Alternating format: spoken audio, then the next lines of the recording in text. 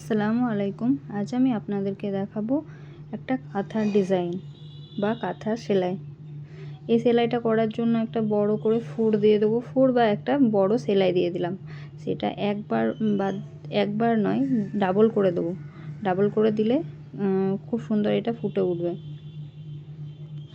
একটা দিয়ে দিলাম, আবার একটা অপোজিট সাইডেও সেমভাবেই ডাবল করে একটা ফুড় দিয়ে দিলাম। একটা ক্রসের ডিজাইন দাঁড়াবে, ক্রস বা প্লাস যেটা বলা হয় সেই ডিজাইনটা দাঁড়ালো। প্রথম লাইনে একটা সেলাই দিলাম, দ্বিতীয়বারের সেম প্রসেসে দুটো ঘর করব। এই ডাবলভাবে দিয়ে ডাবল ঘর করলাম, তারপর মিডিলে একটা ছোট্ট ফুট দিয়ে দিলাম বা একটা ছোট্ট সেলাই দিয়ে দিলাম দেখতে সুন্দর লাগার জন্য। এখানেও একটা সেলাই দিয়ে তারপরে আবার একটা কোনাচিতে আবার একটা ক্রস করলাম।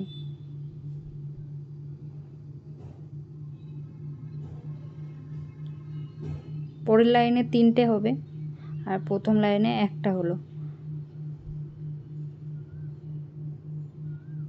এরকম করে আপনারা পুরো লাইনটায় সব লাইনে একটা একটা করে বাড়িয়ে দুটো দুটো করে বাড়িয়ে করে যেতে পারেন।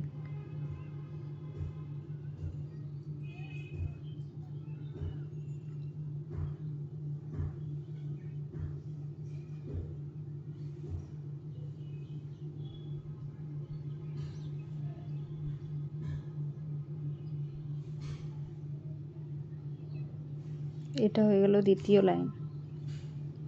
তারপরের লাইনে আবার একটা ওই একসাথেই সমানভাবে এনে ডাবলভাবে ক্রস করলাম।